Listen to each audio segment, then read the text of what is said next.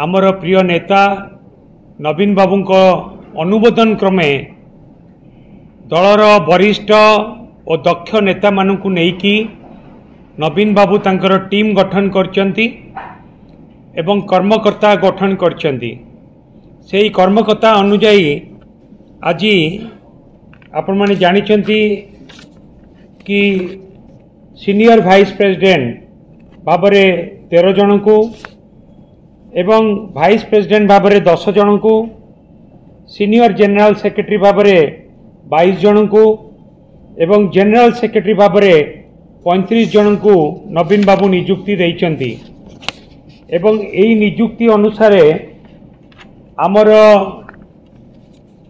विजु जनता दलर वरिष्ठ नेता श्री देवी प्रसाद मिश्र तांको आमर हेडक्वार्टर दायित्व दिया जाइछि एवं ता सहित भी मते भी हेडक्वार्टर दायित्व दिया जाइछि वाइस प्रेसिडेंट भावरे एवं ता सहित भी दलर जो माने वरिष्ठ नेता तांको विभिन्न सेल बा फ्रंटाल ऑर्गेनाइजेशन रो भी दायित्व दिया जाइछि। मु से संपर्क रे आपण मानकु सूचना देवा पई चाहिबी।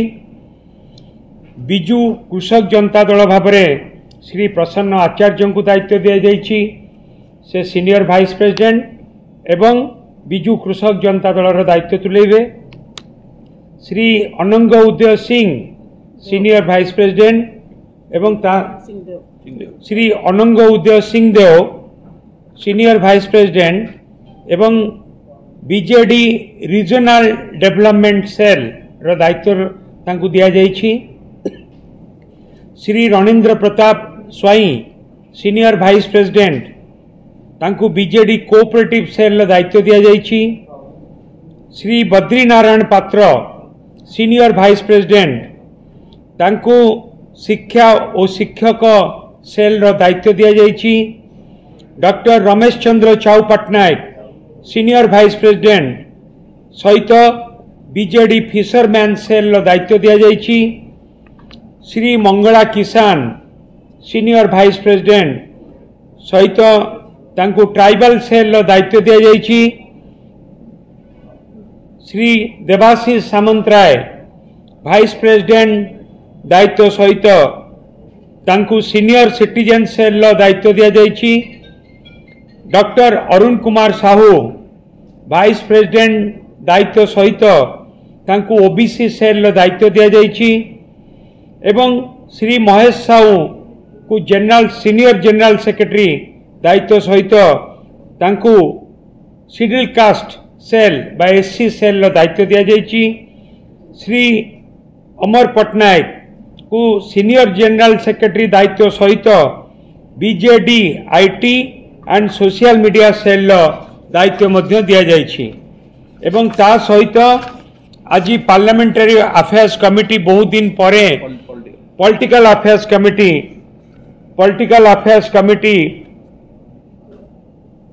घोषणा करचंदी। मान्यवर श्री नवीन पटनायक जी दलर सभापति, से कमिटी रे श्री नवीन पटनायक जी चेयरमैन भावरे अछंती एवं अन्य जो माने एथिरे सदस्य अछंती से माने होचंती आम दलर सीनियर लीडर श्री विक्रम केसरी आरू, आम दलर सीनियर लीडर श्री प्रमीला मल्लिक, आम दलर सीनियर लीडर श्री निरंजन पुजारी, श्री संजय कुमार दास वर्मा, श्री प्रणव प्रकाश दास, श्री सुदाम मारंडी, श्रीमती टुकुनी साहू, डॉक्टर सस्मित पात्र, डॉक्टर संतृप्त मिश्र एमाने समस्ते पॉलिटिकल अफेयर्स कमिटी रे मेंबर अछंती।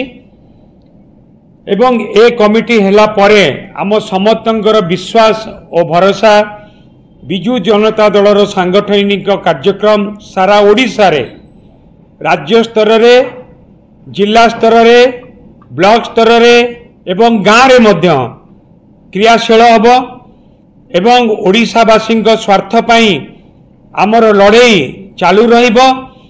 आमे समर्पित भाव नहीं कि ए कमिटी एवं विजु जनता दल समर्पित भाव नहीं कि ओडिशावासी सेवा करिवो। जनरल सेक्रेटरी अछंती, वाइस प्रेसिडेंट अछंती, सीनियर वाइस प्रेसिडेंट अछंती, पुणी आगु को भी समय अच्छी बॉडीटा आहरी एक्सपेंशन नहीं पार ओके माइनॉरिटी एवं मुस्लिम माइनॉरिटी तांकर कमिटी मध्य आज घोषणा करा जायछि से माइनॉरिटी कमिटी रो कन्वेनर भाव में आपण माने जानिचंती जांको समग्र भारत वर्ष रे जांकर गोटे सुनाम रही श्री दिलीप तिर्की तांको कन्वेनर करा जायछि एवं को कन्वेनर भाव में रिजवाना बेगम तांको को कन्वेनर करा जायछि को ऑर्डिनेटर भाव में कोऑर्डिनेटर भाव में साउथ जोन रो Shri Mujibulla Khan coordinator west zone Ayub Khan coordinator central zone Sheikh Nizamuddin आंकु मध्य दायित्व दिया जायछि। देखंतु गोटे कमिटी प्रथम पर्याय रे कमिटी हेछि ता परवर्ती समय रे भी नवीन बाबू निष्पत्ति नेबे।